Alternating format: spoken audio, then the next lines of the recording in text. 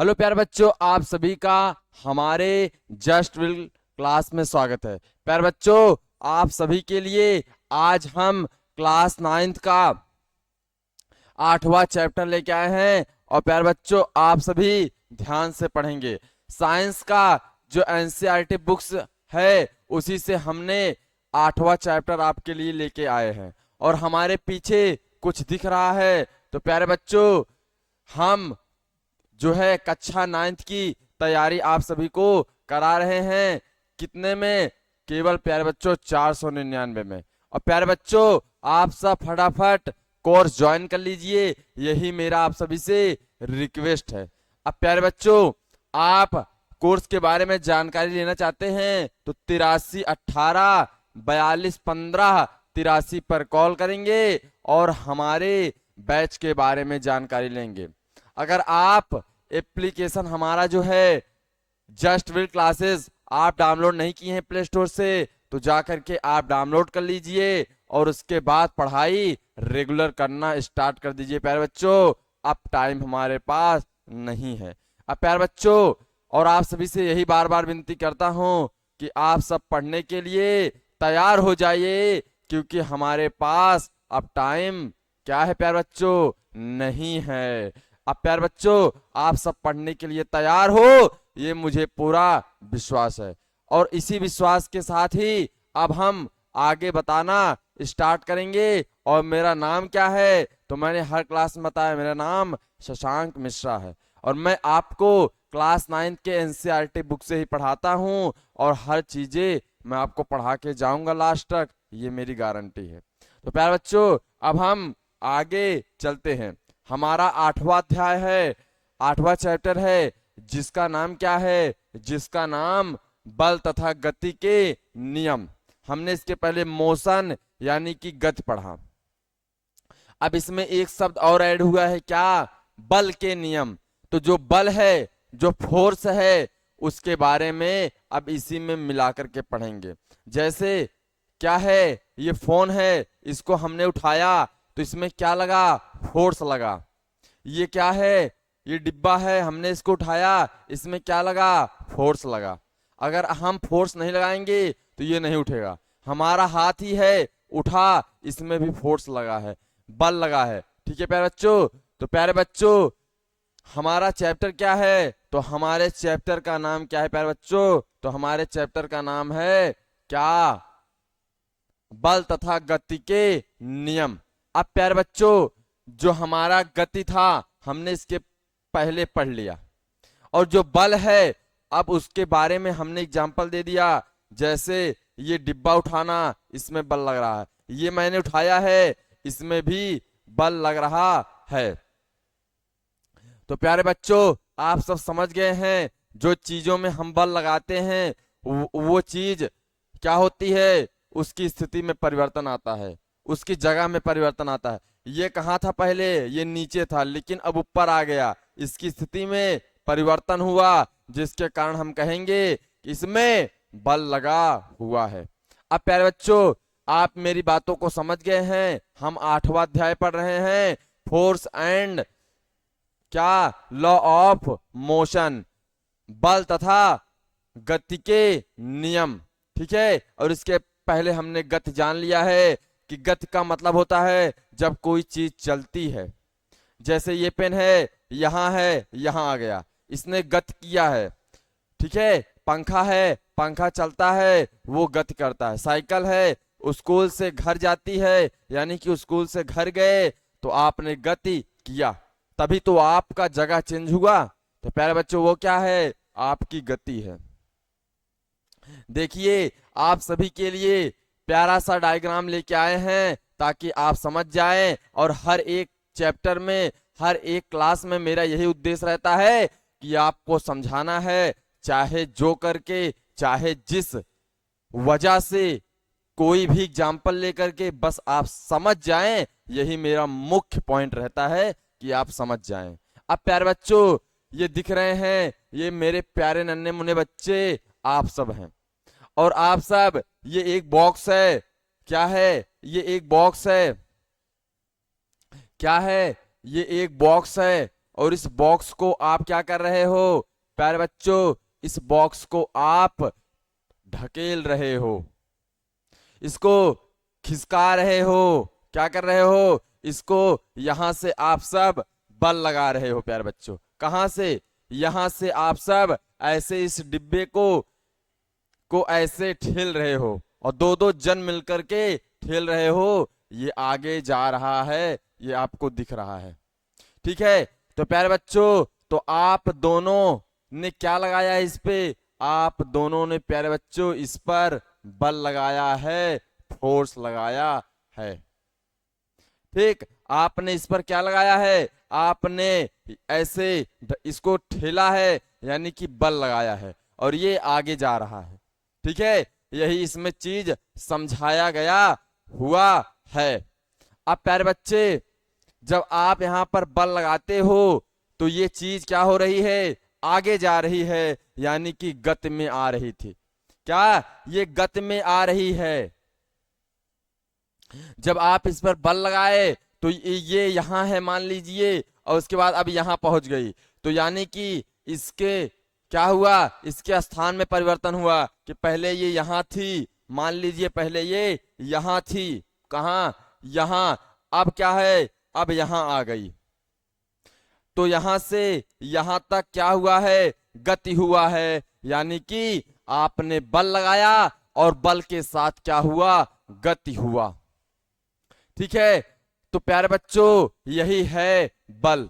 जब आप किसी वस्तु पर बल लगाते हो तो वो क्या करती है, वो गति करती है, वो मोशन करती है। जब आप फोर्स लगाते हो तो वो मोशन करती है। ठीक है, आप मेरी बातों को समझ गए हैं। अब प्यारे बच्चों फिर हम आगे चलते हैं। फिर प्यारे बच्चों फिर से देखिए, फिर से डायग्राम आया है, आप यहां पर भी बल लगा रहे हो इस बॉक्स पर। ठीक, और ये बॉक्स मान लीजिए पहले ए पे था, अब प्यारे बच्चों ये बी पर चला गया है। किस पे, बी पर। मान लीजिए पहले ये ए बिंदु पर था, सॉरी पहले ये ए बिंदु पर था, तो आपने बल लगाया, उसके बाद ए से सीधा बी पे पहुंच गया, बी बिंदु पर। यानी कि कोई वस्तु ए पे थी, अब आज बी पे है, यानी कि आपने इस पर फोर्स लगाया है, यानी कि आपने इस पर बल लगाया हुआ है। एफ, एफ बल को हम एफ से दर्शाते हैं, या एफ उसका संकेत है। आपने यहां अपने हाथों से क्या लगाया, बल लगाया, और बल लगाते ही ये ए से कहां, बी तक पहुंच गई, यानी कि इसने क्या किया, इसने गति किया। ठीक प्यारे बच्चे, आप मेरी बातों को समझ गए, ये मुझे पूरा विश्वास है। अब प्यारे बच्चों ध्यान से देखना, जब आप इस बॉक्स पर बल लगा रहे थे प्यारे बच्चों, तो एक ये पृथ्वी पर वस्तु थी, ये जो बॉक्स है ये पृथ्वी पे थी। जब आपने इस प्रकार इस पे बल लगाया, कहां से, इस तरफ से बल लगाया, तो ये जो पृथ्वी है जिस पर आप इसको घिसरा रहे हो, जिस पे आप इसको आगे ले जा रहे हो, ये इस तरफ बल लगाती है। किस तरफ, आप इस तरफ लगाते हैं, आपके अपोजिट, यानी कि पृथ्वी इस तरफ बल लगाती है। ठीक है, और वस्तु आगे जाता है। अब जो पृथ्वी बल लगाती है, जो आप इस तरफ बल लगा रहे हो, उसके बाद जो पृथ्वी इस तरफ बल लगाती है, वो बल कौन सा है, तो आपने लगाया वह भी बल है, लेकिन जो उसने बल लगाया उसे हम क्या बोलते हैं प्यारे बच्चों, उसे हम क्या बोलते हैं, उसे हम प्यारे बच्चों घर्षण बल बोलते हैं। ठीक प्यारे बच्चों क्या बोलते हैं, घर्षण बल बोलते हैं, जो इधर लगा हुआ है। जो किसके द्वारा लगा, जो पृथ्वी के द्वारा लगा है। ठीक, जब पृथ्वी ने जब आपने इस तरफ बल लगाया तो पृथ्वी ने इस तरफ बल लगाया, उस बल को घर्षण बल कहते हैं, और घर्षण बल के ही वजह से वस्तु आगे चल रही है। बस यहां पर ये पॉइंट है कि आपने उससे ज्यादा बल लगाया तो तभी वस्तु आगे जा रही है, और उसने आपसे कम बल लगाया इसीलिए उसका बल काम नहीं कर रहा है, लेकिन उसी के बल के कारण ये वस्तु इस पर टिकी हुई है, बैलेंस्ड है। क्या है? बैलेंस में है, नहीं तो वो गिर जाती, आप बल ही नहीं लगा सकते, आप खड़ा करोगे गिर जाएगा, ऐसा होगा। तो प्यारे बच्चों, जब पृथ्वी ने बल लगाया तो आपके बल से उसका बल कम था और आपका बल उसके बल से ज्यादा था, इसीलिए आप गति में ले गए, आपने उसको खिसका दिया। ठीक है, यही बात मैं कहना चाहता हूं। ठीक है, यहां भी जब गति हुआ, आपने इधर बल लगाया तो इधर भी बल लगा पृथ्वी के द्वारा, इस बल को हम क्या बोलेंगे? घर्षण बल बोलेंगे प्यारे बच्चों। ठीक है, आप मेरी बातों को समझ रहे हैं, ये मुझे पूरा विश्वास है। क्या घर्षण बल बोलते हैं। अब प्यारे बच्चों आगे चलिए, फिर देखिए, आपने गुब्बारा लिया, क्या ये क्या है? गुब्बारा। प्यारे बच्चों, जब आपने इसको छोड़ा तो इसने नीचे बल लगाया, इसका जो वायु था, जो हवा निकल रहा था, उसने नीचे बल लगाया। ठीक है, उसने नीचे बल लगाया और पृथ्वी ने क्या हुआ? पृथ्वी के द्वारा ऊपर बल लगा, जिसके कारण ये फुग्गा आगे चल गया। जो हवा का बल था वो क्या था? ज्यादा था, और जो इसके द्वारा बल लगा, नीचे से जो बल लगा, वो क्या था? वो कम था, जिसके कारण ये वस्तु ऊपर की ओर जाएगी, ये गुब्बारा ऊपर की ओर जाएगा, क्योंकि ऊपर की ओर बल ज्यादा है। ठीक है, यही बात इसमें बताया जा रहा है प्यारे बच्चों। फिर प्यारे बच्चों आप ध्यान देंगे मेरी बातों को, आप ध्यान दीजिए, क्या करिए? आप मेरी बातों को ध्यान दीजिए। ठीक है, अब प्यारे बच्चों आप सब ध्यान देंगे मेरी बातों को। ठीक है, फिर यहां भी वही हाल हुआ है कि नीचे बल लगा है हवा के द्वारा। ठीक, हवा के द्वारा नीचे बल लगा है, फिर ऊपर भी क्या बल लगा है? जो ऊपर वाला बल था वो कम है और नीचे वाला बल क्या है? ज्यादा है, इसलिए फुग्गा जो होगा वो नीचे नहीं जाएगा, ऊपर की ओर जाता है, क्योंकि ऊपर की ओर बल क्या है? ऊपर की ओर बल ज्यादा है। ठीक, यही केस इसमें बताया जा रहा है, और ये आप सब किए हैं, ये तो पक्का है, किए हैं कि नहीं? आपने कभी फुग्गा लिया होगा, गुब्बारा लिया होगा, ऐसे कभी अचानक में छोड़ देते हैं और फुक से आगे चला जाता है, तो यानी कि जो उसमें से हवा निकलता है, जो आप भरे रहते हैं, वो नीचे की ओर बल लगाता है और नीचे की ओर से ऊपर की ओर बल लगता है। ठीक, लेकिन जो उसने नीचे की ओर बल लगाया है वो ज्यादा है, इसीलिए वो ऊपर की ओर उठ जाता है। ठीक, ठीक है प्यारे बच्चों। ठीक है,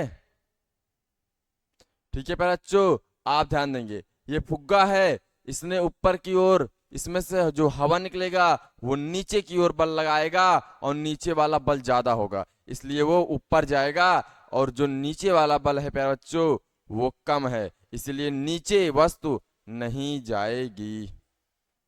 फिर से देखिए, फुग्गे ने बल लगाया, देखिए नीचे से इसने क्या लगाया? ये ऊपर की ओर जा रहा है, इसने नीचे की ओर बल लगाया।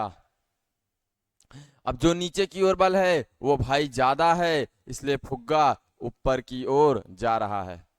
ठीक है, फिर वही केस फिर सेम वही है। ठीक है, ठीक है प्यारे बच्चों, ये आप इस चीज को देख लेंगे। ठीक, चलिए आगे चलते हैं प्यारे बच्चों। अब आता है न्यूटन के गति के नियम। आप सब जानते हैं न्यूटन के 3 नियम हैं गति के। ठीक है, तो ये है न्यूटन की गति का नियम, ये है प्रथम नियम, द्वितीय नियम, तृतीय नियम। आपको दिख नहीं रहा है तो बस इतना जान लीजिए, न्यूटन के गति के नियम, और कितने नियम हैं? 3, प्रथम नियम, द्वितीय नियम, तृतीय नियम। आगे चलिए, जाने न्यूटन की गति के नियम के बारे में, यही दिया हुआ है। पहले आप डायग्राम मत देखिए, पहले हम थ्योरी बता देते हैं। पहले ये समझिए, गति एवं बल, हमने न्यूटन को जान लिया, अब बता देते हैं कि न्यूटन कौन है। तो न्यूटन, प्यारे बच्चों, इसके बाद हमारा चैप्टर आएगा फुल न्यूटन के खोज के बारे में। तो पहले हम न्यूटन से परिचय कर लेते हैं। प्यारे बच्चों, न्यूटन जो थे वो एक सेब का वृक्ष था, उसके नीचे बैठे हुए थे और सेब अचानक से उनके सिर पर गिर गया। उन्होंने ये बात सोचा, देखिए उन्होंने ये बात सोचा प्यारे बच्चों, कौन? न्यूटन, सर आइजैक न्यूटन जिसका पूरा नाम है, ये न्यूटन जी हैं। अब ये क्या, एक वृक्ष के नीचे बैठे हुए थे, ठीक है, ठीक है बच्चों। अब इससे क्या है, ये सेब है मान लीजिए। अब यहां पर ये बैठे हुए थे और सेब आकर के इनके सिर पर गिर गया, ठीक, सिर पर गिर गया। अब इन्होंने सोचा कि सेब जो है, जो सेब था प्यारे बच्चों, वो नीचे क्यों आया, वो नीचे क्यों आया, नीचे ही क्यों आया, क्यों ऊपर नहीं गया, क्यों ऊपर नहीं गया, नीचे ही क्यों आया। इसी बात को लेकर के इन्होंने खोज करना स्टार्ट कर दिया कि ये सेब जो गिरा वो नीचे क्यों आया, हर वस्तु। अब उसी से अंदाजा लगाने लगे कि यानी कि जो भी वस्तुएं होती हैं वो ऊपर से नीचे क्यों आती है। जैसे देखिए ये है, हमने छोड़ा नीचे चला गया, फिर से देखिए ये है पेन, हमने छोड़ा ऊपर की ओर छोड़ा ना, तो इसको ऊपर की ओर जाना चाहिए, ऊपर की ओर जाना चाहिए। आप ऐसे भी कर देंगे तो भी ये नीचे ही आएगा, अब ऐसे भी करेंगे तो भी ये नीचे ही आएगा, ध्यान से देख सकते हैं, ठीक। ये कुल मिलाकर के प्यारे बच्चों नीचे ही आता है। प्यारे बच्चों, आप जो भी वस्तुएं लेंगे उनका कहना था कि वो नीचे ही क्यों आती हैं, ऊपर क्यों नहीं जाती, ठीक है। प्यारे बच्चों, आप ध्यान से देखेंगे, प्यारे बच्चों यही न्यूटन जी इसी बात को लेकर के कि सेब नीचे क्यों गिरा, ऊपर क्यों नहीं गया, इसी को लेकर खोज करना स्टार्ट कर दिए। और जाकर के बाद में उन्होंने गुरुत्वाकर्षण बल का खोज किया। उन्होंने बताया कि पृथ्वी जो है वो एक किसी वस्तु पर जब उसके ऊपर जाती है, जैसे कोई आदमी है ऊपर जाने लगता है, उसे देख के जलने लगते हैं लोग, इसको नीचे लाओ, वैसे ही पृथ्वी जब कोई वस्तु यहां से ऊपर जाने लगती है, ऊपर की ओर जा रही है, तो उसे खींचकर नीचे ला देती है। उसी बल को, यानी कि उसमें भी क्या लगता है, बल लगता है नीचे लाने के लिए, उस बल को हम गुरुत्वाकर्षण बल कहते हैं। इसी की खोज न्यूटन जी ने किया था। आगे चलिए प्यारे बच्चों, गाड़ी को ये ध्यान से देखिए, ये पॉइंट जो था हम पढ़ लेते हैं। हम अपने आसपास अनेक वस्तुओं को गति करते हुए देखते हैं। यदि कोई वस्तु समय के साथ अपनी स्थिति बदलती है, तब समय के साथ उसकी स्थिति परिवर्तन ही गति कहलाती है। जैसे 10 मिनट के अंदर वो ए बिंदु पर थी और उसी 10 मिनट के बाद वो बी बिंदु पर आ गई, यानी कि वो समय के साथ अपनी क्या स्थिति में परिवर्तन किया, उसे ही हम गति कहते हैं, ठीक है। जैसे बैलगाड़ी, मोटर आदि, इसमें क्या दिया हुआ है प्यारे बच्चों, इसमें एग्जाम्पल दिया हुआ है, आप पढ़ सकते हो, ठीक है, आप इसको पढ़ सकते हो, ठीक है। हमने आप सभी को समझा दिया कि गति एवं बल, यानी कि जिस वस्तु में बल लगेगा वह वस्तु गति करने लगती है, यही बात है, स्पष्ट समझ लीजिए। आगे चलिए, हमने ये भी बता दिया।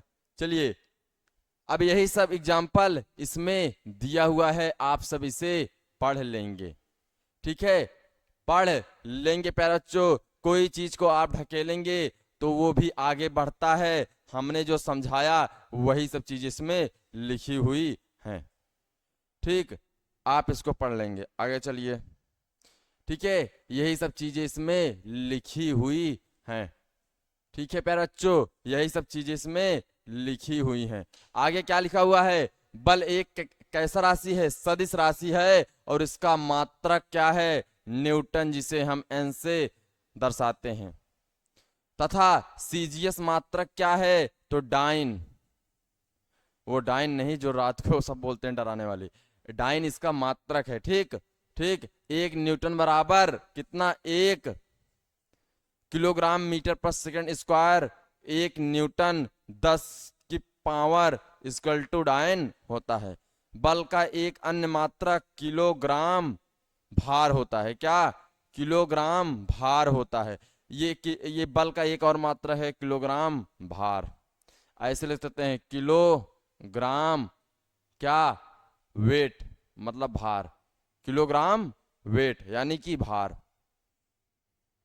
ठीक है प्यारे बच्चों, तो प्यारे बच्चों आप मेरी बातों को समझ गए हैं, ये मुझे पूरा विश्वास है। आगे चलते हैं। फिर क्या करते हैं, आप लोग मुझे बस 1 मिनट का समय दीजिए, मैं एक चीज ले लूं, उसे भूल गया हूं प्यारे बच्चों। बस उसके बाद पढ़ाना स्टार्ट करते हैं। बस 1 मिनट आप लोग थोड़ा माइंड रेस्ट भी कर लेंगे। ओके?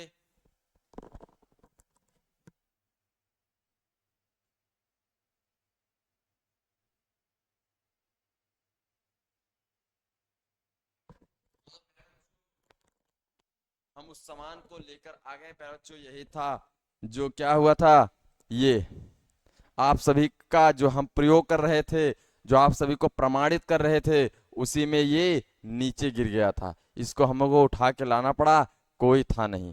ठीक, तो प्यारे बच्चों जो आप मेरा इंतजार किए, इसके लिए आप सभी से बहुत ही बहुत सॉरी। ठीक है, तो आप सभी के लिए हम एक क्या कर रहे थे, करके दिखा रहे थे, ताकि आप सभी को कंफर्म हो जाए, चीजें आ जाए।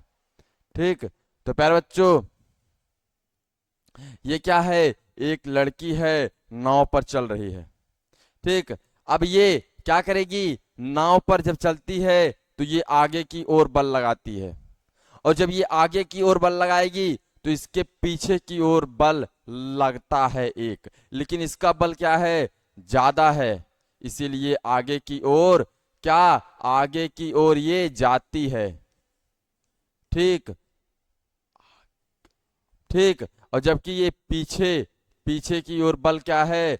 कम है, इसीलिए पीछे की ओर नहीं जाती। जो इधर से बल लगा है पीछे की ओर से, वो कम है। ठीक, वो क्या है? वो कम है, लेकिन जो आगे की ओर बल लग रहा है वह क्या है? ज्यादा है। आप मेरी बातों को समझ गए हैं? बल को हम एफ से दर्शाते हैं, ये समझ लेना। ठीक, ओके आगे चलते हैं। प्यारे बच्चों फिर से एग्जाम्पल दे रहा है, फिर से देख लेंगे। इसमें डायग्राम है, इसको अभी एक काम में लगेगा, वहां पर समझाएंगे, बस आप डायग्राम देख लेंगे। ठीक, तो प्यारे बच्चों आगे चलिए।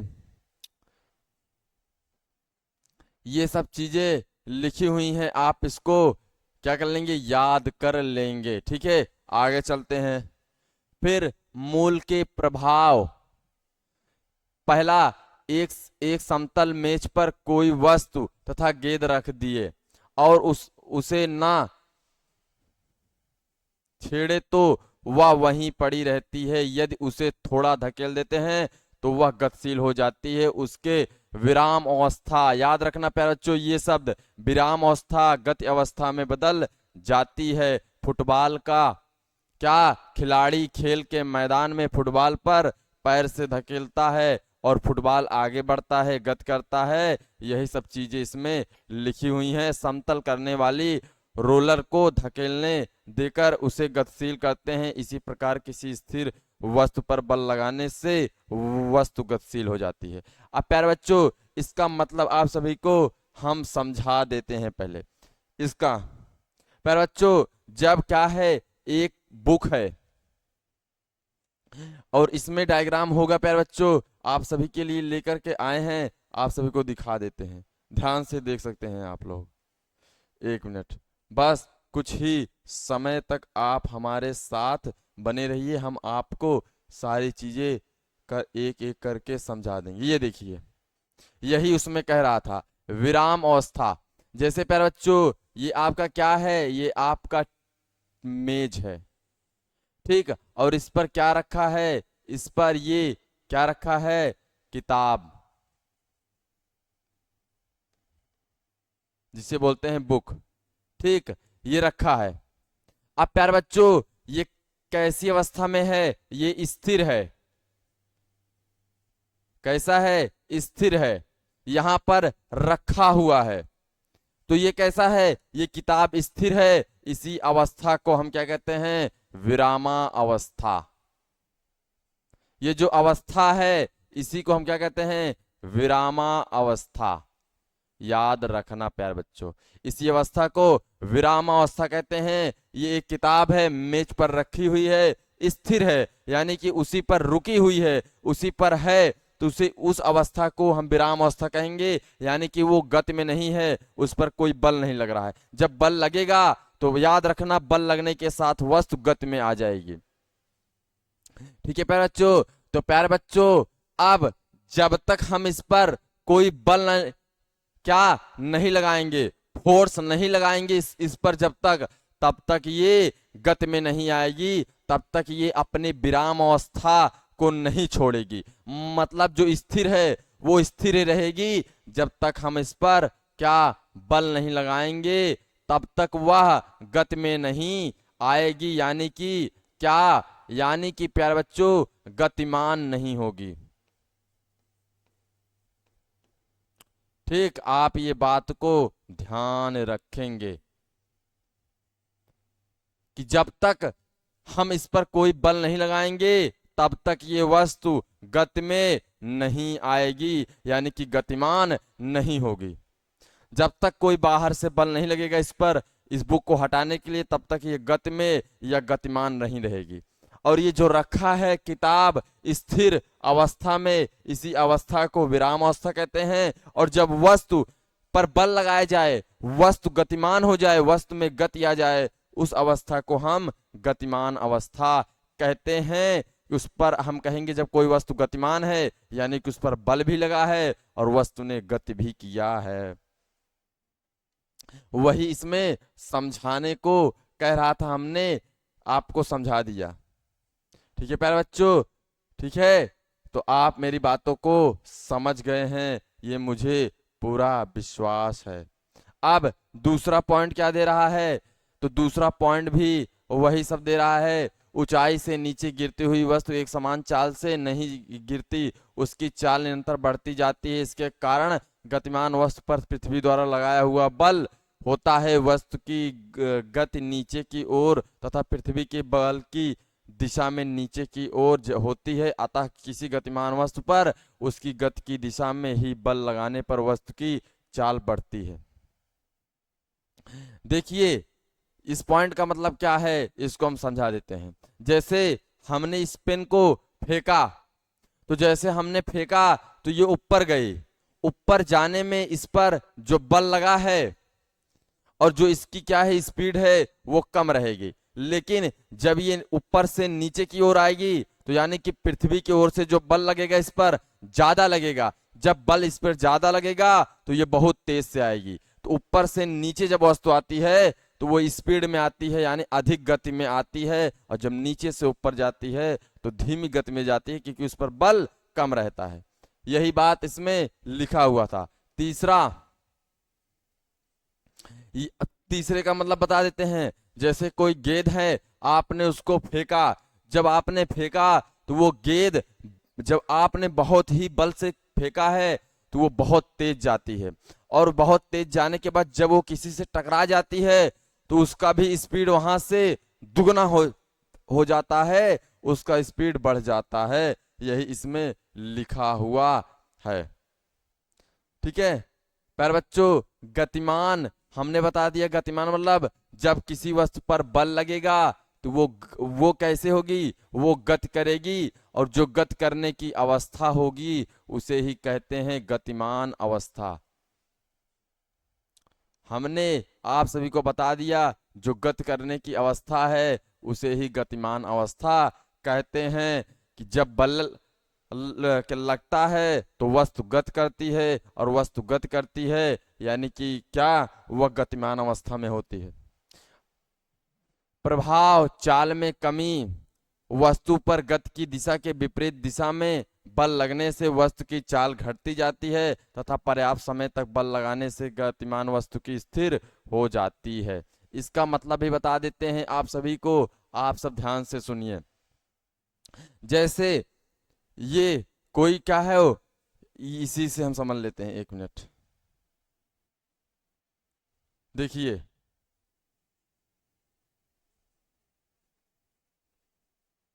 ध्यान से, ये बॉक्स था, हमने इधर से बल लगाया था, इधर से बल लगाया था और वस्तु को इधर ही जाना था। हमने बल इधर ही लगाया था और इधर ही वस्तु को ले जाना था। तो यानी कि जिस दिशा में हमने बल लगाया उसी दिशा में वस्तु क्या हो रही है, गति कर रही है। तो वहां पर आपका क्या होगा, बल और गति दोनों ज्यादा होगा, क्योंकि जिस दिशा में आप चाहते हो उसी दिशा में वो गति कर रही है और उसी दिशा में बल लग रहा है, यानी कि वस्तु ज्यादा तेज गति करेगी। वही उसमें लिखा हुआ था प्यारे बच्चों। आगे चलिए देखते हैं प्यारे बच्चों, आगे क्या है। फिर उसका मतलब जब आपने इधर बल लगाया, इधर ही वस्तु गति की, तो उसका चाल भी तो इधर ही ज्यादा रहेगा। जिस दिशा में फोर्स लगा रहे हो उसी दिशा में वस्तु चल रही है, यानी कि उसका स्पीड भी ज्यादा होगा, क्योंकि उसी दिशा में ही बल लग रहा है। ठीक, अब देखिए ये क्या दिया हुआ है, आगे देखिए।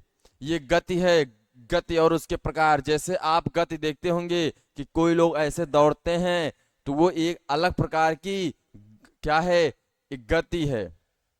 फिर हमने इसके पहले आप सभी को बता दिया था, वृत्तीय गति, सरल रेखीय गति, कंपन गति, वही सब इसमें दिया हुआ है। अब जैसे फिर कोई अलार्म है जो ऐसे ऐसे चलता है, उसकी गति अलग प्रकार की है। ये सब है गति के प्रकार। हमने इसके पहले आप सभी को इसके जो पहला वाला चैप्टर था उसमें इस चीज को समझा दिया है। ठीक, अब देखिए कोई खिलाड़ी है, फुटबॉल है ये, फुटबॉल, इस फुटबॉल को जब मारता है जिस बल से, ये उसी बल से ऊपर जाती है और नीचे फट से आती है। जितना इसको यहां से जाने में समय नहीं लगता, उतने अधिक कम समय में ये नीचे आ जाती है, क्या, फुटबॉल। ठीक, यही बात इसमें बताया हुआ है। यदि किसी चाल से गतिमान वस्तु पर गति की दिशा के अभिलंबोत दिशा में बल लगाया जाए तो वस्तु की गति दिशा बदल जाती है, परंतु चाल में परिवर्तन नहीं होता है। यही इसमें बताया हुआ है। आपने फुटबॉल को ऐसे मार दिया, फुटबॉल जा रहा है इस दिशा में, फिर इस दिशा में जाने के बाद जब वो ऊपर की ओर जा रहा है, तो जब वो उसकी दिशा बदल गई, मान लीजिए ऊपर गया, ऊपर से इस ओर घूम गया, तो उसकी चाल नहीं बदलेगी, उसका दिशा भले बदल जाएगा, उसकी गति कम या तेज हो जाएगी, लेकिन उसका चाल यानी सॉरी उसका जो दिशा है वो भले बदल जाएगा, लेकिन उसका जो स्पीड है वो नहीं बदलेगा। दिशा से कोई स्पीड से मतलब नहीं है। ठीक, ये सब लिखा हुआ है, गति की प्रारंभिक दिशा और गति की परिवर्तित दिशा बल। ठीक, मतलब समझिए, प्रारंभिक गति मतलब जिस आपने जहां से गति प्रारंभ किया, जैसे ये फुटबॉल था, हमने यहां से मारा, यानी कि इसका यही प्रारंभिक क्या थी, गति की दिशा थी। अब हमने क्या किया, जो इस पर बल लगाया है, अब वो जिस दिशा से वापस होगी, जैसे कहीं टकरा गई, तो अब इस पर जो उसके द्वारा बल लगा, दीवार के द्वारा, अब उसी दिशा से ये क्या गति में परिवर्तित हो जाएगी। जैसे हमने क्या किया, प्रारंभिक इसका जो प्रारंभिक गति थी वो हमने दिया, यहां से ऐसे मारा, अब ये जाकर के दीवार से टकरा गई, इसकी गति में परिवर्तन हुआ, यानी गति ज्यादा भी हो सकता है और गति कम भी हो सकता है, और ये उसी के साथ यहां पर वापस आएगी जो उसके द्वारा बल लगेगा। यदि किसी चाल से गतिमान वस्तु पर बल की दिशा गति की दिशा से अभिलंबोत न होकर के किसी अन्य कोण पर हो, तो वस्तु की चाल एवं गति की दिशा दोनों ही परिवर्तित हो जाती है। समझिए, ये एक डायग्राम है। आप कोई वस्तु है, इधर ठेल रहे हैं और वो वस्तु गति इधर कर रही है। तो यहाँ पर आप समझिए, आप बल फोर्स इधर लगा रहे हो और वो गति इधर कर रही है। ठीक, वो गति कहाँ कर रही है? वो गति इधर हो रही है, इस तरफ। आपने बल इस तरफ लगाया, वो गति इस तरफ हो रही है। तो वहां पर प्यारे बच्चों दोनों ही परिवर्तित रहेंगे। बल भी कम ज्यादा हो सकता है और गति भी कम ज्यादा हो सकता है, क्योंकि दोनों की दिशा विपरीत है। इसी प्रकार किसी वस्तु पर बल लगाने से वस्तु के विराम अवस्था गति की अवस्था में बदल जाती है। हमने बताया कि जब आप किसी वस्तु पर बल लगाओगे प्यारे बच्चों, तो उसकी दिशा क्या होगी? उसकी दिशा बदल जाएगी। आपने अगर बल इस तरफ लगाया है और इस दिशा में ले जाना चाहते हैं, उस दिशा में ले जा सकते हैं। और अगर आपने बल लगाया है तो उसके विराम अवस्था की जो जो पहले वस्तु स्थिर थी, जब आपने बल नहीं लगाया था, फोर्स नहीं लगाया था, तो वस्तु पहले स्थिर होगी। जब आपने बल लगाया तो वस्तु गतिमान हुई, यानी कि उसके विराम अवस्था में परिवर्तन आ जाता है। किसी वस्तु पर बल लगाने से उसकी विराम अवस्था अथवा एक समान गति क्या अवस्था में परिवर्तित होता है। ठीक, संतुलित बल और असंतुलित बल, इसको आप नहीं देखेंगे। संतुलित बल और असंतुलित बल क्या है? ठीक, संतुलित और असंतुलित बल क्या है, अभी यही आपको पढ़ना है।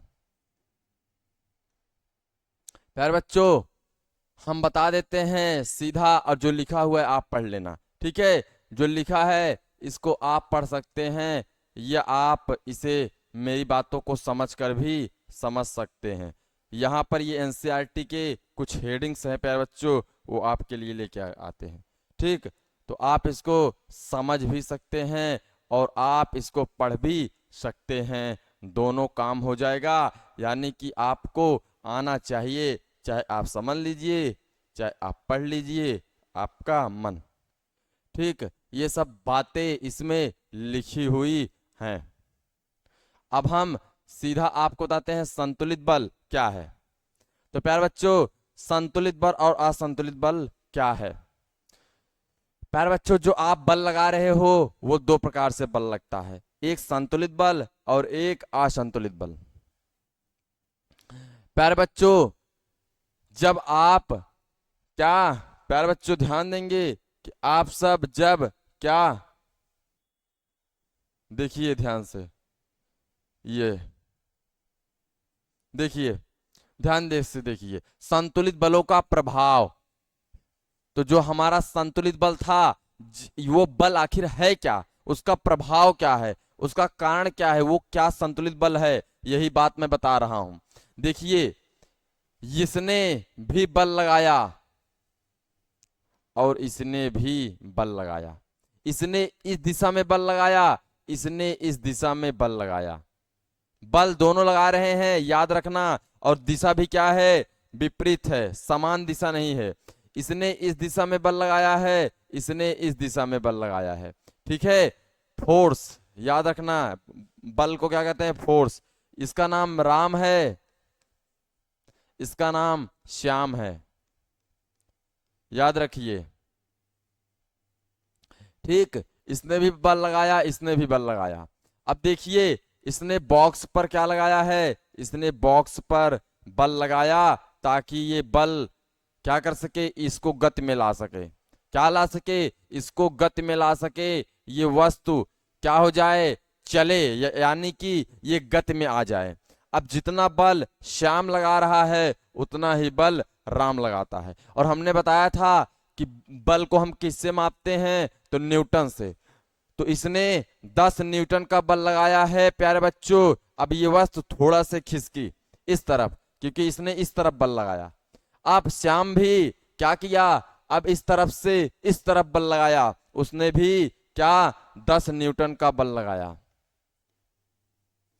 10 न्यूटन का बल लगाया। क्या? 10 न्यूटन का बल लगाया। और बल को हम नापते हैं न्यूटन से। तो ये भी 10 न्यूटन का, ये भी 10 न्यूटन, यानी कि यहां पर बल क्या है? बराबर हैं। 10 न्यूटन का ही बल लगा है। यानी कि बल क्या है, बल यहाँ पर प्यारे बच्चों बराबर है। तो अब जो यहाँ बल लगेगा उस बल को हम क्या कहते हैं, उस बल को हम संतुलित बल कहते हैं। कि बल क्या है, बराबर है। ठीक, इस बल को हम संतुलित बल कहते हैं क्योंकि यहां पर बल बराबर है। जितना इसने बल लगाया उतना ही बल इसने भी लगाया। और वस्तु क्या करेगी, वस्तु गति में नहीं होगी, वस्तु स्थिर रहेगी, विराम अवस्था में ही रहेगी। जैसे ये बल लगाया थोड़ा सा ज्यादा, इसने भी थोड़ा सा ज्यादा लगा लिया, यानी कि बल दोनों बराबर लगा रहे हैं, तो वो वस्तु गति नहीं करेगी बल्कि वह स्थिर ही रहेगी, विराम अवस्था में ही रहेगी।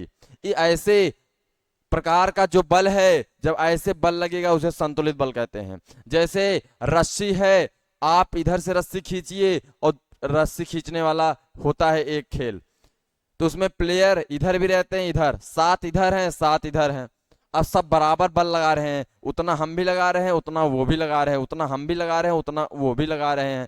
तो यहाँ पर बल बराबर होगा, और जब बल बराबर है यानी कि वस्तु वहीं स्थिर रहेगी, वो जाएगी नहीं। ठीक, तो अब जैसे ये पेन है, इधर भी इसने बल लगाया, इधर हमने, इसने इतना इतना इतना, अब इसी पर वस्तु है, हम भी बल लगा रहे हैं, ये भी बल लगा रहा है, हम भी ये भी, तो यहाँ पर बल बराबर है, इसीलिए वस्तु यहीं ही रहेगी, विराम अवस्था में रहेगी। इस प्रकार के बल को संतुलित बल कहते हैं, आप समझ जाएंगे। यही क्या है, यही संतुलित बल है, यही सब लिखा हुआ है। और संतुलित बल में कार्य नहीं होता, आप ये भी याद रखना, संतुलित बल में कार्य नहीं होता। ये क्या कहता है, ये आपका विज्ञान कहता है। आगे आप पढ़ोगे, कार्य को हम W से दर्शाते हैं, ये आगे आप पढ़ोगे। बस यहां हम आपको परिचय करा दिए कि अगर आप कोई पूछ ले कि तुमने कार्य किया है, तो विज्ञान की भाषा में आपने कार्य नहीं किया, वर्क नहीं किया, क्योंकि जब वह वस्तु में स्थिति में परिवर्तन नहीं हुआ, जहां वो, अब जैसे मान लीजिए कि ये क्या है, ऐसे बहुत सारे पेन रखे हुए हैं। अब आप कहीं काम कर रहे हैं और वहां का मालिक आपको बोला ये सारे पेन हटा दो, और आपका उसी का पैसा देता है, मतलब आप वहां वर्क करते हो, कार्य करते हो, लेकिन आप वहीं रहने दोगे पेन को, आप हटा दोगे सब पेन, हटाने के बाद उसके आने के पहले फिर से पेन वहीं रख दोगे, तो वो आएगा, वो बोलेगा तुम कार्य किए हो नहीं, वो तुमको डांटेगा, मारेगा कि भाई जहां थी वस्तु वहीं है, मतलब वस्तु गतिमान नहीं है, वस्तु के स्थान में परिवर्तन नहीं हुआ, जहां थी वहीं है, तो वह कार्य नहीं है। तो संतुलित बल में बल बराबर होते हैं, तो इसीलिए इसको कार्य नहीं माना जाता, संतुलित बल में कार्य नहीं होता। उदाहरण दिया हुआ है, वही बॉक्स वाला आप देख सकते हैं, जो हमने आप सभी को समझा दिया है। आगे चलिए, असंतुलित बल बता देते हैं। असंतुलित बल क्या है प्यारे बच्चों, जब बल बराबर नहीं हो, याद रखना, जब बल बराबर नहीं हो, ये दिया हुआ है, अभी आपको हम समझा देंगे, चिंता मत करना, ये आप पढ़ सकते हो, इसके लिए लेके आए हैं। ठीक है, अब असंतुलित बल क्या है, तो आप सभी को पहले हम असंतुलित बल के बारे में बता देते हैं। देखिए, अब ये असंतुलित बल है प्यारे बच्चों, असंतुलित बल का प्रभाव देखिए, ये एक लड़की है और ये एक लड़का है। ठीक ठीक है, अब इसने नीचे की ओर बल लगाया, ठीक है, इसका बल क्या हुआ, ज्यादा हुआ, इसके लिए वो क्या हुआ, क्या हुआ, ये जो ये लड़का बैठा था ये ऊपर की ओर हो गया। इसने कितने का बल लगाया, इसने 10 न्यूटन का बल लगाया।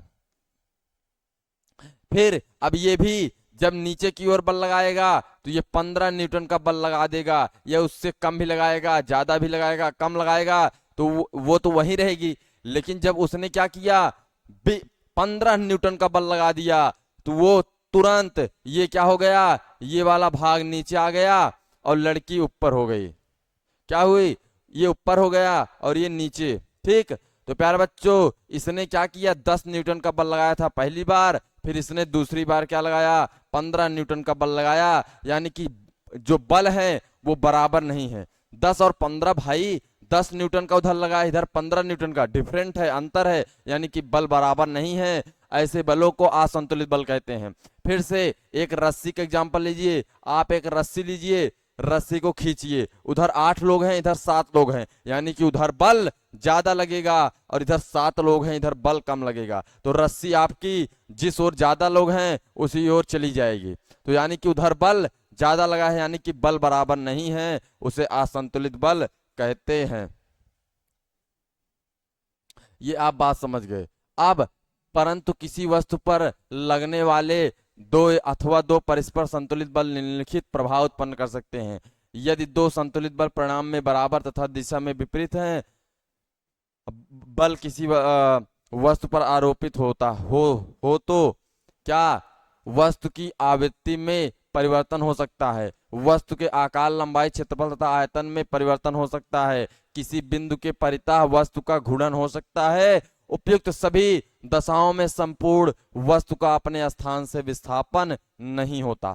अब जैसे संतुलित बल जब आप लगाओगे तो ये जो विस्थापन आ रहा है, आप इतना ही जानिए, विस्थापन को हम क्या आपको इसके पहले बताए थे, विस्थापन को हम एस से दर्शाते हैं। अब प्यारे बच्चों, विस्थापन मतलब जब वस्तु की स्थिति में परिवर्तन होता है, वस्तु गति करती है, उसे विस्थापन कहते हैं।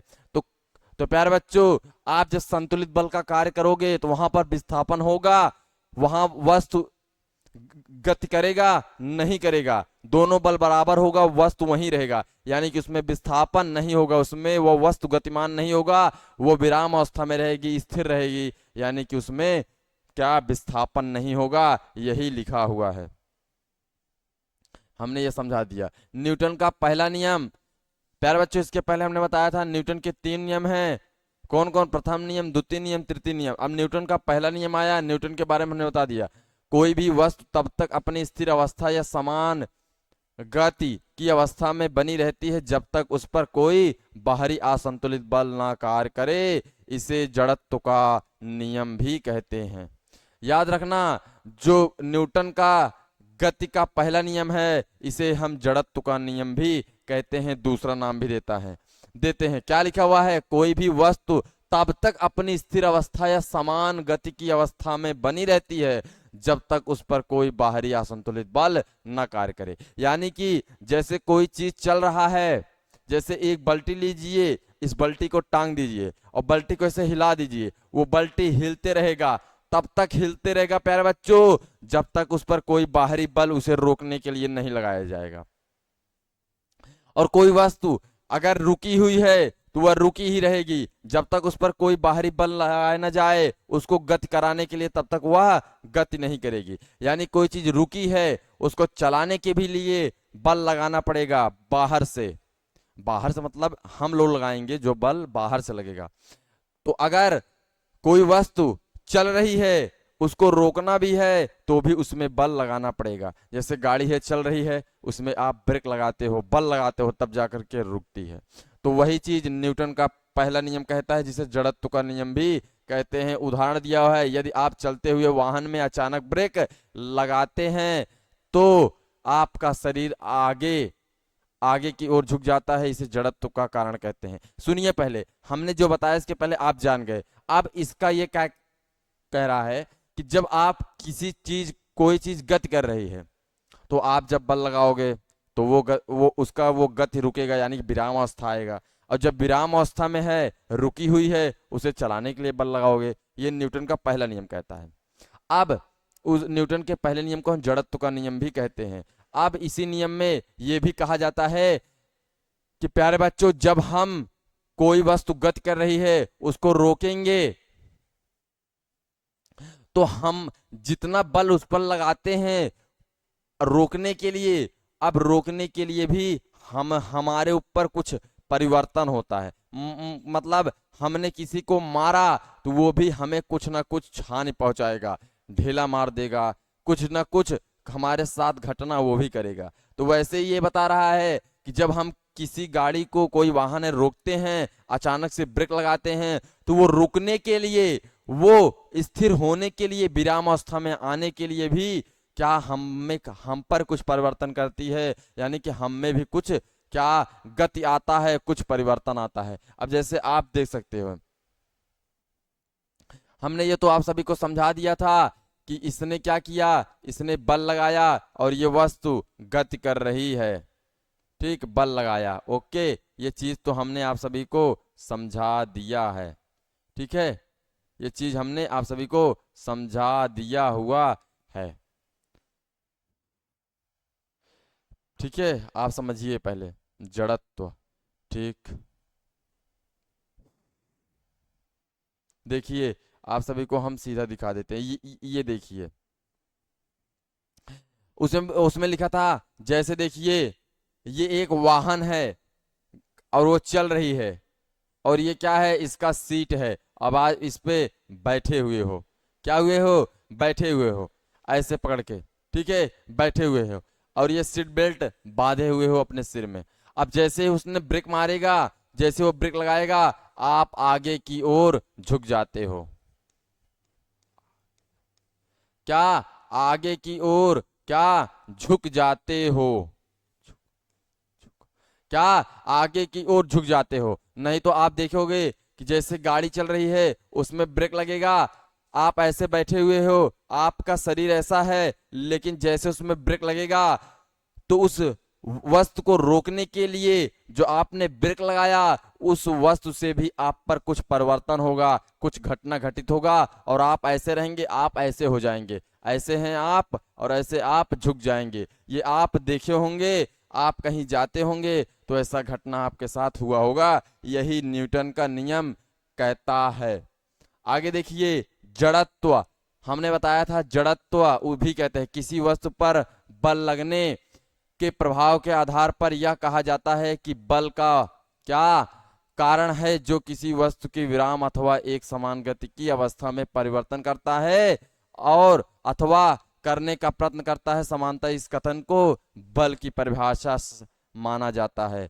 जब आप किसी वस्तु को रोकोगे, उस पर बल लगाओगे, तो वह वस्तु भी रुकने के लिए आप पर घटना करती है, आप पर भी प्रभाव डालती है, आप पर भी बल लगाती है, और आपके शरीर में आपके साथ घटना घटित होती है, आप में भी परिवर्तन आता है उसके साथ। वस्तुओं में स्वयं अपनी विराम अथवा एक समान गति की अवस्था उसी प्रकार बनाए रखने की प्रवृत्ति अथवा विराम या एक समान गति की अवस्था को स्वयं परिवर्तित करने की क्षमता अथवा अभाव को जड़त्व कहते हैं। जड़त्व प्रकार कितने हैं, विराम का जड़त्व, गति का जड़त्व। आप यही समझ लीजिए, जब विराम में आप हैं, ऐसे रुके हुए हैं, तो आप में गति लगा तो आप झुक गए, और आप झुके हैं और गाड़ी अचानक से ऐसे चल गई तो आप ऐसे हो जाते हो। देखिए आप ऐसे हैं, आप कैसे हैं, ऐसे हैं, तो आप विराम की जड़त्व में हैं। अब जैसे गाड़ी में क्या लगा, ब्रेक लगाया, आप ऐसे हो जाओगे। अब लेकिन अब आप क्या हो, ऐसे हो, क्या हो, ऐसे हो, और अचानक से गाड़ी स्टार्ट हो गई तो आप ऐसे हो जाते हो ना। तो यही इसमें बात बताया हुआ है, आप सब देख लेंगे। ठीक, विराम का जड़त्व, तो यही सब इसमें बताया हुआ है। ठीक, समझ गए ना आप सब। जब आपकी क्या अचानक से ब्रेक लगेगी तो आप ऐसे स्थिर रहोगे, ऐसे हो जाओगे, लेकिन अगर आप ऐसे ऐसे हिल डुल रहे हो, मतलब गति में हो, गति का जड़त्व तो है, तो जैसे ही गाड़ी अचानक से स्टार्ट होगा तो आप पीछे की ओर हो जाओगे। ठीक, ठीक है, यही सब चीजें इसमें समझाई हुई है। इसमें एक प्रयोग भी आया है प्यारे बच्चों, इसको हम ध्यान से आपको दिखा देते हैं। जड़त्व का व्यवहारिक उदाहरण है। ये क्या है, जड़त्व का उदाहरण है, देख लीजिए ध्यान से। देखिए, आप एक गिलास लीजिएगा, इसको आप ट्राई कर सकते हैं प्यारे बच्चों। एक गिलास लीजिएगा और उस पर एक पन्ना लीजिएगा और उस पर एक सिक्का रखिएगा, और फटाक से ऐसे गिलास रख दीजिएगा नीचे। नीचे आप गिलास को रख सकते हैं। अब गिलास स्थिर हो जाएगा। क्या, गिलास, क्या प्यारे बच्चों, गिलास कैसा, स्थिर हो जाएगा, यानी कि गिलास विराम अवस्था में रहेगा। और आप इस पर क्या लगाओगे, इस पर आप फोर्स लगाओगे, बल लगाओगे, और आप जैसे इसको, किसके लिए बल लगाओगे, इस सिक्के को ऊपर रखना, याद रखना ये क्या है, सिक्का है। सिक्के को ऊपर रखना, किसके कागज के ऊपर, ये कागज है, इसके ऊपर रखना और अपनी जो अंगुलियां हैं प्यारे बच्चों, उसी से इसको क्या करना, हटा देना। मतलब आप इस बल को, मतलब इस पन्ने पर जो है उस पर सिक्का रखना, गिलास को एक जगह रख देना, उसके बाद इस कागज को मतलब फोर्स लगाना, यानी कि अचानक से ऐसे क्या करना, हटा लेना। तुरंत देखेंगे कि वो सिक्का नीचे चला जाएगा।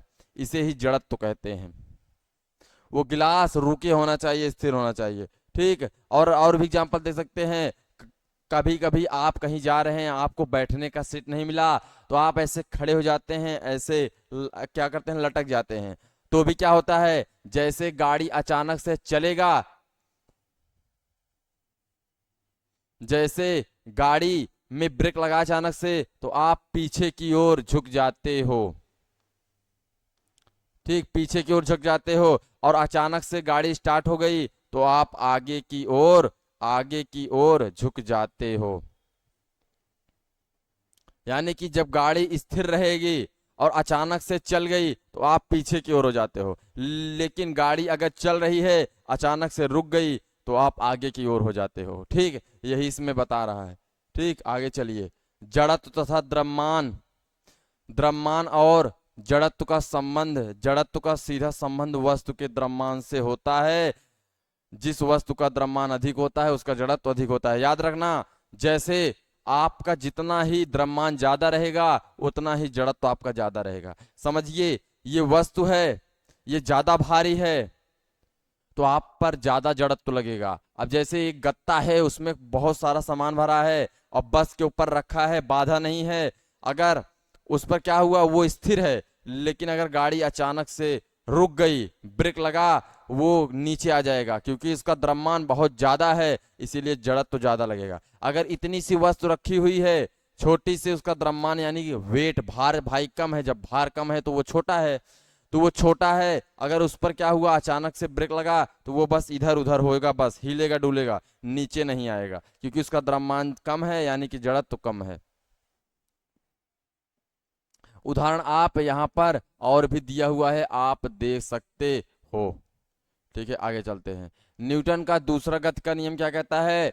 किसी वस्तु पर लगाए गए बल से उस वस्तु में जितना त्वरण उत्पन्न होता है वह उस बल के अनुपात और वस्तु के द्रव्यमान के विक्रमानुपाती होता है। ये न्यूटन का दूसरा नियम कहता है। ठीक, न्यूटन का दूसरा नियम क्या कहता है, तो आप इसे पहले देख लेंगे। एक मिनट, आप सभी को दिखा देते हैं। न्यूटन का दूसरा गति का नियम क्या कहता है कि किसी वस्तु पर बल लगाए बल से उस वस्तु में जितना त्वरण उत्पन्न होता है उस बल के अनुपात में और उस वस्तु के द्रव्यमान के विक्रमानुपाती होता है। मतलब अगर कोई वस्तु हल्की है, अगर आप ज्यादा उस पर बल लगाओगे यानी कि उसमें ज्यादा त्वरण आएगी, वो ज्यादा तेज चलेगी। अगर वस्तु भारी है, द्रव्यमान ज्यादा है, उस पर आप अगर कम बल लगाओगे तो वो कम गति करेगी, उसका त्वरण कम होगा। लेकिन अगर, फिर से सुनिए, अगर वस्तु का द्रव्यमान ज्यादा है, आपने कम बल लगाया है, तो वस्तु का त्वरण बहुत कम होगा क्योंकि उसका द्रव्यमान ज्यादा है। लेकिन अगर वस्तु का द्रव्यमान क्या है, कम है, और आपने ज्यादा बल लगा दिया तो वस्तु बहुत तेज जाएगी, यानी कि उसका त्वरण बहुत ज्यादा होगा। अब लेकिन इसके अपोजिट होता है पृथ्वी में। पृथ्वी में जैसे देखिए, आपका ये वस्तु है, आपने फेंका, इस पर बल कम लगेगा क्योंकि इसका द्रव्यमान कम है। लेकिन अगर आपने भारी वस्तु फेंकी, उस पर उसका द्रव्यमान ज्यादा है, उस पर बल तुरंत ज्यादा लगेगा, वो नीचे आ जाएगी। ये विपरीत है, अपोजिट है पृथ्वी के बल के लिए। ठीक है, आगे चलिए। संवेग की परिभाषा, किसी वस्तु का संवेग उसके द्रव्यमान और वेग के गुणनफल के बराबर होता है। संवेग मतलब समझिए, संवेग क्या होता है, जैसे कोई बॉल है, जब वो आया तो आप ऐसे लोकते हो, तो आप क्या करते हो, जैसे आप बॉल को पकड़ते हो तो आपका हाथ ऐसे आप पकड़ोगे तो आपका हाथ पीछे हो जाता है। अब पीछे क्यों होता है, ताकि आप जो उसकी गति थी उसको रोकने के लिए जितना बल आपको चाहिए उसको आप ला सके, उसको रोक सके। तो आप जैसे बॉल को रोकते हैं, पकड़ते हैं, तो अपना हाथ पीछे कर लेते हैं। पीछे क्यों कर लेते हैं कि जितना गति उसकी तेज है उतना गति आपके अंदर जो बल लग रहा है उस गति को धीमे करने के लिए, उसको पकड़ने के लिए आप उतना पीछे गति लाते हो अपने हाथ में, ताकि उस पर बल हमारा लग सके, वो स्थिर हो सके। ठीक, वही संवेग है। संवेग बराबर द्रव्यमान इंटू वेग, पी बराबर, संवेग बराबर क्या होता है, पी वी इंटू वी। जिसका द्रव्यमान ज्यादा होगा उसका भी वेग भी ज्यादा होना चाहिए। और संवेग को पी से दर्शाते हैं, एम से द्रव्यमान, वी से वेग। चलिए उदाहरण, अगर एक क्रिकेट बॉलर, वही जो हमने बताया है वही इसमें है। ठीक, अगर फुटबॉल ले लीजिए, उसका द्रव्यमान ज्यादा है, वो बहुत तेज आएगा तो आप ऐसे अचानक से पकड़ोगे वो रुक जाता है, लेकिन आप थोड़ा हिल डुल जाते हो। क्यों हिल डुल जाते हो, ताकि उसके आप गति को स्थिर लाने के लिए बल लगा सको, इसीलिए आप में भी परिवर्तन होता है, वो वस्तु आप में भी परिवर्तन करती है। संवेग का मात्रक क्या है, तो असाई प्रणाली में संवेग का मात्रक द्रव्यमान का मात्रक, वेग का मात्रक, आगे देखिए गति के 2-3 नियम सुनिए। इसमें जो है वो क्या है, तो आप देख सकते हैं, 1 मिनट हम बता देते हैं। किलोग्राम,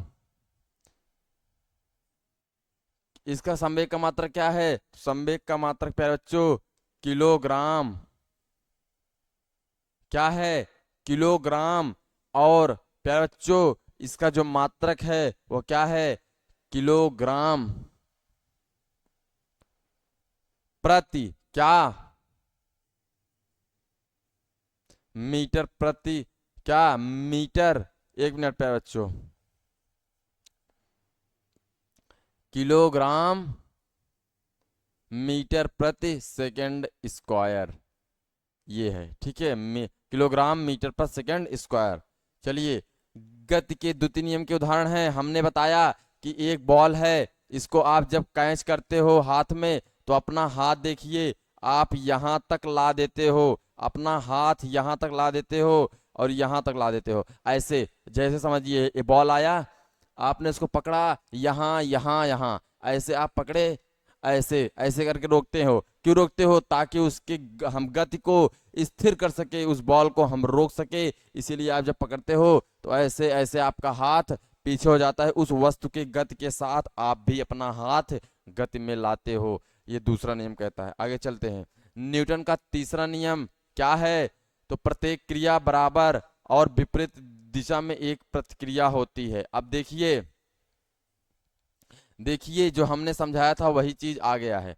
देखिए न्यूटन का दूसरा नियम क्या कहता है, कि आप किसी वस्तु पर जितना बल लगाते हैं वह वस्तु आपके विपरीत ही उतना ही बल लगाती है। यानी कि जो आप क्रिया करते हो, जैसे मैंने इसको हटाया, इसको मैंने ठेला, तो मैंने क्रिया किया। अब ये जो जब मुझे ठेलेगी, मतलब मेरे प्रति यह भी क्रिया करेगी या भी कार्य करेगी, उसे इसके द्वारा जो कार्य किया गया उसके प्रतिक्रिया, मतलब हमने क्रिया किया, इसने प्रतिक्रिया किया। जैसे आप एक बड़े से हॉल में चले जाएंगे, वहां पर आप चिल्लाते हैं तो आपका आवाज वापस आता है। आपने क्या किया, क्रिया किया, आपने बोला और आपका आवाज वापस आया, तो यानी कि वो क्या है, प्रतिक्रिया है। तो न्यूटन का तीसरे नियम को हम क्रिया प्रतिक्रिया का नियम कहते हैं, क्योंकि जब हम किसी वस्तु पर जितना बल लगाते हैं वह वस्तु हम पर उतना ही बल लगाती है। जैसे पानी देखे होगे, पानी में आप ऐसे ऐसे करते हो, पानी के आगे बल लगाते हो, और फिर पानी के मतलब आप ऐसे बल लगा रहे हो, कैसे, इस तरफ इस तरफ, कैसे आगे की ओर बल लगाते हो, और पानी भी क्या करती है, आपके पीछे की ओर बल लगाती है। आप आगे की ओर लगाते हो और इधर से पीछे की ओर बल लगता है। सॉरी, आप इस तरफ बल लगाते हो, मतलब आप पीछे की ओर बल लगाते हो। कैसे, पीछे की ओर आप बल लगाते हो, आप पीछे की ओर बल लगाते हो, पीछे की ओर फोर्स लगाते हो, और ये फिर यहां से आगे की ओर फोर्स लगता है। यानी कि ये क्या है, आपने क्रिया किया और यहां क्या हुआ, प्रतिक्रिया हुआ, जिससे आप तैरते हैं। यही न्यूटन का तीसरा नियम कहता है कि आप क्रिया करोगे तो आपकी विपरीत प्रतिक्रिया होगा। आप 10 न्यूटन का यहां बल लगाए, ठीक है, 10 न्यूटन का आप यहां बल लगाए, अब यहां से भी कितना, 10 न्यूटन का ही बल प्यारे बच्चों लगता है। ठीक, यही बात इसमें कहा गया है। आगे चलिए, आवेग किसी वस्तु के संवेग में परिवर्तन जो एक छोटे समा क्या किसी वस्तु के संवेग में परिवर्तन जो एक छोटे समय अंतराल में क्या बल लगाने के कारण होता है उसे हम आवेग कहते हैं। अब हमारा बहुविकल्पी प्रश्न यानी कि एमसीक्यू आ गया। अब एमसीक्यू हम बताने से पहले आप सभी को एक बार दिखा देते हैं कि हमने सारे चैप्टर आपका कंप्लीट कर दिया। तो जो हमारे न्यूटन के जो गति के नियम हैं वो बहुत जरूरी हैं प्यारे बच्चों। उसके लिए मैं एक डायग्राम और लेकर के आया हूं, लास्ट में उसे मैं सोचा था आप सभी से जो भी डाउट होगा उसे क्लियर करके जाऊंगा। ठीक है, ये सब चीजें आप पढ़ लेंगी। ये देखिए, जाने न्यूटन के गति के नियम के बारे में। ये पहला नियम है किसके, न्यूटन का, जिसे हम जड़त्व का नियम भी कहते हैं। इसमें देखिए क्या कहा गया है, इसमें देखिए इधर बल लगाया गया और वस्तु इधर विस्थापित हुई। ठीक, फिर इधर आपने फोर्स लगाया, जितना आपने इधर फोर्स लगाया उतना ही फोर्स क्या। दूसरा नियम क्या कहता है, जब आप किसी वस्तु पर जितना ज्यादा फोर्स लगाते हो उतना ज्यादा ही वो वस्तु त्वरण में आती है। फिर तीसरा नियम, जितना बल आप इस पर लगाते हो उतना ही बल इधर से भी लगता है, यानी इधर से क्रिया होगा उधर से प्रतिक्रिया होगा। यही न्यूटन का क्या नियम कहता है। पहला नियम, जिस वस्तु पर आप बल लगा रहे हो उस वस्तु क्या उतना ही बल उस पर जब लगेगा, जितना बल आप लगा रहे हो, जिस ओर आप गति कराना चाहते हो उधर बल लगा रहे हो तो वो वस्तु उसी ही दिशा में विस्थापित होती है यानी कि गतिमान होती है। दूसरा नियम क्या कहता है, जिस वस्तु का द्रव्यमान जितना कम है और जितना ही आप ज्यादा उस पर क्या बल लगाओगे उतना तेज चलेगी। जिसका बहुत ज्यादा है अगर आप उस पर बल लगाओ कम लगाओगे तो वो क्या कम तेज चलेगा, उसका गति कम होगा। अब जैसे पृथ्वी इसके अपोजिट कार्य करती है, पृथ्वी एक अपवाद के रूप में बल लगाती है, एक समझ लीजिए दूसरा नियम का अपवाद होता है जो गुरुत्वाकर्षण बल है। तीसरा नियम, अपवाद मतलब कोई उसका अपोजिट गुण हो।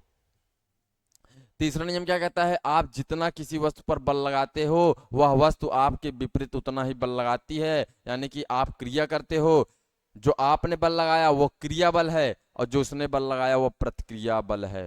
यही न्यूटन का तीसरा नियम कहता है। आप सब समझ गए, ये मुझे पूरा विश्वास है। अब ये बंदूक की बात याद रखना, गोली वोली मत चलाना भाई, गोली वोली मत चलाना, जेल हो जाएगी प्यारे बच्चों, ये सब गंदे काम मत करना। देखिए जैसे कोई बंदूक है, जब आप उसको निशाना लगा कर क्या मारते हैं, आप जब उसको दाबते हैं उस पर दाब लगता है, यानी कि गोली जब निकलती है आपने जितना दाब उस पर लगाया है गोली का द्रव्यमान कम रहता है और आपके बंदूक का द्रव्यमान ज्यादा रहता है, इसीलिए गोली के द्वारा भी आपके बंदूक पर बल लगता है, तभी तो आप बंदूक ऐसे पीछे हो जाता है, हल्का सा हिल जाता है, तो आपका बंदूक का द्रव्यमान ज्यादा है इसीलिए वो बहुत कम गति में आता है, बस ऐसे हिल जाता है थोड़ा से। लेकिन गोली का द्रव्यमान कम है, वह कम क्या बल लगा पाती है आपके बंदूक पर, क्योंकि आपके बंदूक का द्रव्यमान ज्यादा है इसीलिए वो थोड़ा से गति में आता है,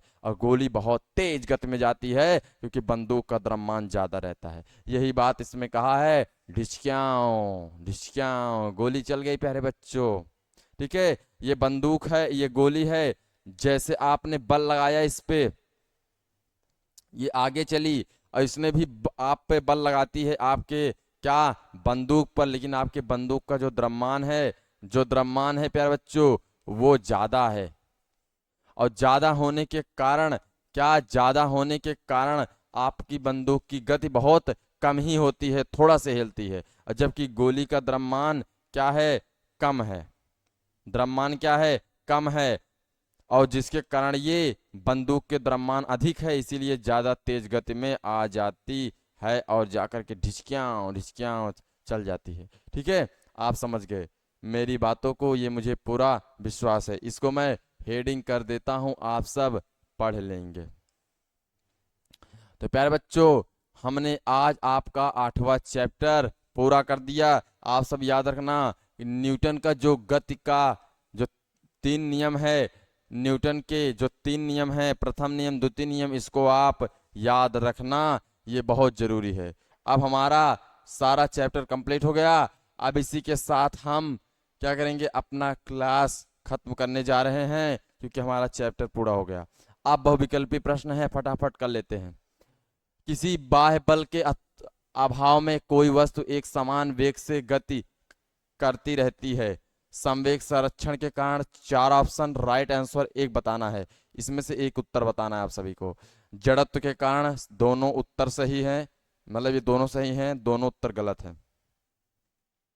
इसका आंसर क्या है, आप सब मुझे पक्का विश्वास है सही बता रहे हैं कि जो है ये दोनों सही है, कि संवेग संरक्षण के कारण और जड़त्व के कारण, यानी दोनों सही हैं।